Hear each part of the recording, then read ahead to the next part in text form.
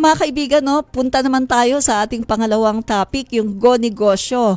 Ito yung one-stop shop para po sa negosyo, no, para po yung ating mga kababayan ay talagang hindi na po pupunta sa iba-ibang mga ahensya, no, dito na lang po. So ano po ba ito? Paki-play po natin yung pangalawang video. Ladies and gentlemen, mayroon din po tayong Government Express Booths. Ang government services ay isang one-stop shop para sa ating mga job seekers na nangangailangan ng pre-employment services tulad ng Department of Migrant Workers, Philippine Statistics Authority, National Bureau of Investigation, PhilHealth, Bureau of Internal Revenue, Social Security System at Pag-ibig Fund. Ang DMW naman ay may libo-libong overseas positions kabilang ang healthcare, manufacturing at skilled trades sa buong Asia, Europe, and Middle East. PSA, of course, for essential documents such as birth certificate and marriage certificate. NBI for NBI clearance certification. PhilHealth for membership instant registration. Membership updates, ID issuance, and orientations on benefits. NBIR for TIN issuance.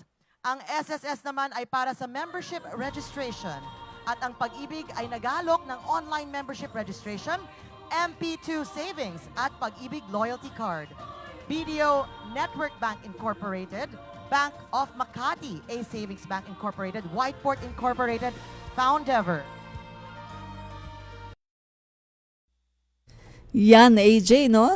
So, ano ba itong tungkol dito sa sinasabi na negosyo, no, sa trabaho at iba pa? Ano ba yung alam mo diyan, AJ? Ito po yung sa nangyaring trabaho at negosyo na nais nating mahal na Pangulong Bongbong Marcos para mabigyan ng pagkakataon ng ating mga job seekers na itong mga ahensya ng ating gobyerno, pati ang mga private sectors ay magkaroon sila ng yung one-stop shop na tinatawag ng ating Pangulo upang itong mga job seekers ay dito na pupunta para sa mga job opportunities. At syempre, yung sa mga gusto magkaroon ng trabaho, yan, magkaroon sila ng pagkataon dyan sa mga job opportunities. At yung mga gusto rin naman magkaroon ng sariling negosyo. Ito yung simula para sa ilang pag-unlad. Okay. Magkaroon sila ng mentoring, no? Magkaroon ng mentoring. So napakaganda pala niyan, AJ. Yes. Kumbaga, para itong isang agency, no, Yes. na nandoon na lahat. Yes. Kumbaga, AJ, one-stop shop ito, no? Nandoon Tama. na lahat. So Yes, hindi na kailangan pumunta pa sa iba-ibang mga agency dahil nandyan na lahat, no? Lahat ng pangailangan, no, ng mga iba-ibang sektor ng lipunan, no? Lalong-lalo na pagdating sa negosyo. Yan. So may idadagdag ka pa ba, AJ?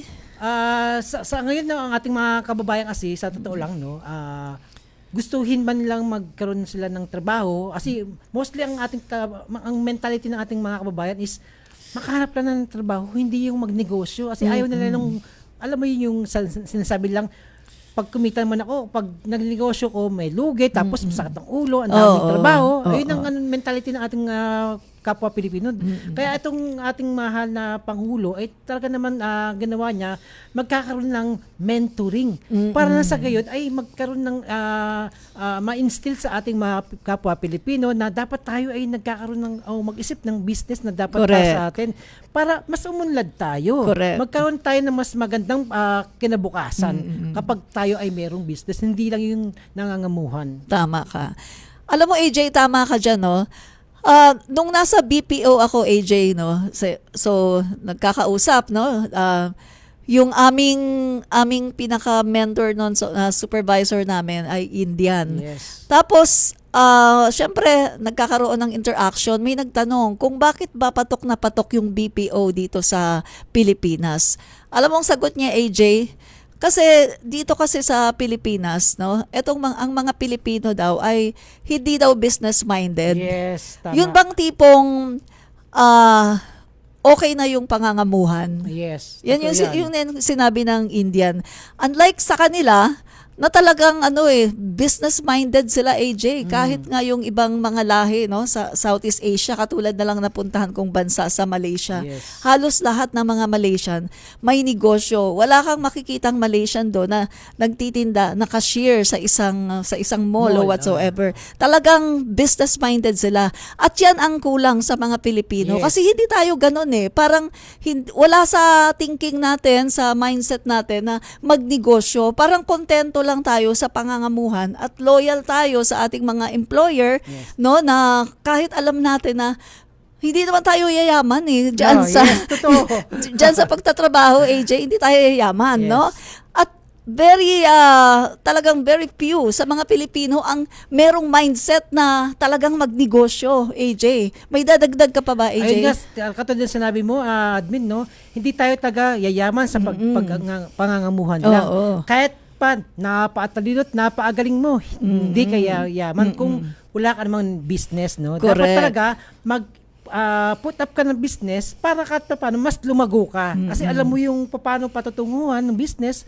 Kung nangangamuhan ka lang, alam mo, magaling ka, pero kanina mapupunta yung business, yung profit nun. Sa'yo ba? Hindi. Sweldo lang makukuha mo. Tumpak ka, AJ, no? Kaya napakaganda itong ginagawa ngayon ng ating Pangulo para ang mga Pilipino rin ay ma-encourage, Yes, AJ, tama, no? tama. Isang share lang, AJ, natatandaan ko lang kasi yung aking father na ngayon ay nasa heaven na, no?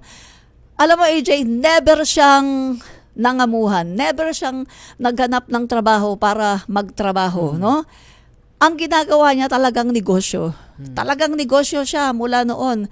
Pero nagiging successful naman siya, AJ. Nagkaroon kami ng malaking printing press, no, sa Cagayan de Oro, at yung mga malalaking mga company doon ay nakuha namin. Hindi ko na sabihin yung company kasi yan kumbaga parang Secret trade. Oo. So AJ, nakita ko sa father ko noon, ganun yung mindset niya, no? Pero unfortunately, walang nagmana sa kanyang mga anak kasi puro kami babae at hindi kami mga business-minded. Pero yung father ko talagang business-minded. Hindi talaga siya nagtatrabaho nangangamuhan. Kasi ang sabi niya sa amin, hindi naman tayo yaman sa pangangamuhan. So kailangan natin magnegosyo, no?